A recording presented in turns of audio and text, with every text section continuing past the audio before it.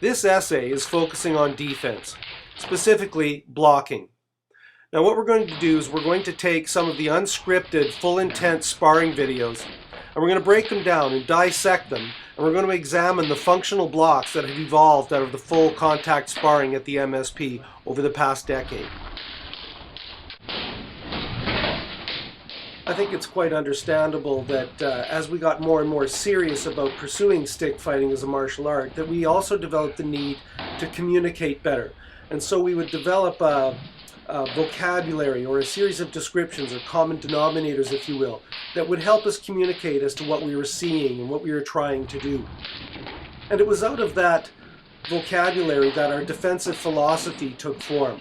That is, viewing the defense like a series of two relationships. The relationship between the two weapons and the relationship between you and the weapon. So let's start there. The relationship between you and the weapon is nothing more than your grip. And once you've decided on that, once you've decided how you're going to hold that stick, you've accepted a series of parameters that are going to allow you to do certain things more easily and allow other things to be more difficult, and some things downright impossible, and other things entirely likely. That's the big trade-off. And then there's the MSP two-handed grip, which technically it's a two-handed grip, but it's actually composed of two one-handed grips. The standard left-handed Irish shillelagh grip, and then you support the bottom of the shillelagh with the right hand like this.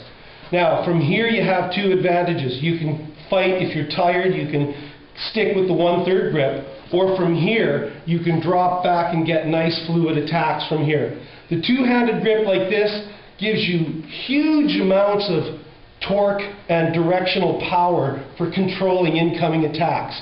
It's a very strong position, very strong grip that is extremely difficult to deal with in a stick fight. It's our favorite, it's our style. When it comes to examining the second relationship in defense, that being the relationship between the two weapons, we found that there was 3 points of relevance that were quite pertinent when it came to not being hit with a stick.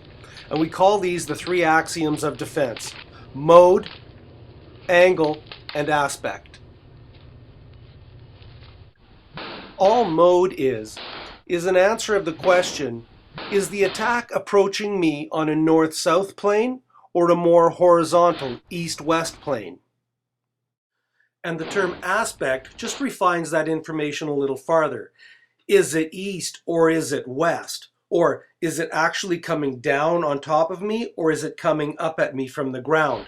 Two very important differences. Like that, your hand, you want to drop down. You want to keep the stick pointing up, and you want to drop down and into it. Give me a shot there. Like that. That's what's going to protect your hands, because his stick's going to continue up like this, and then you've got an attack after that.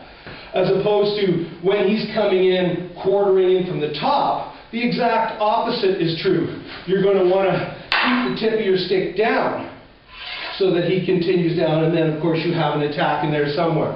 You have to read your opponent. Is he coming up low from the bottom? If he's coming up low from the bottom, you got to make sure that you've got a nice low attack that's going to deflect his stick up. If he's coming in from the top on the quarter, you want to step in like this, so the force is going to continue down the stick. You can step in, you can do all kinds of things you want. He's extended, you're loaded. Utilizing our freeze frame, we can illustrate clearly how this defensive philosophy has shaped our defensive style when it comes to using the shillelagh as a weapon.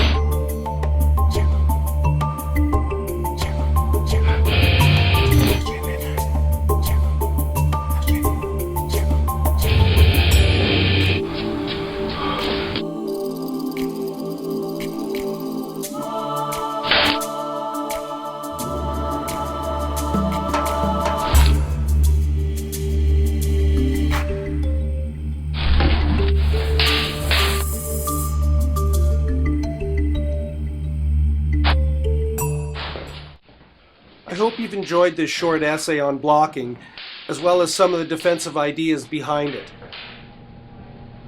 As usual, keep her pinned at irishstickfighter.com. Thanks a lot.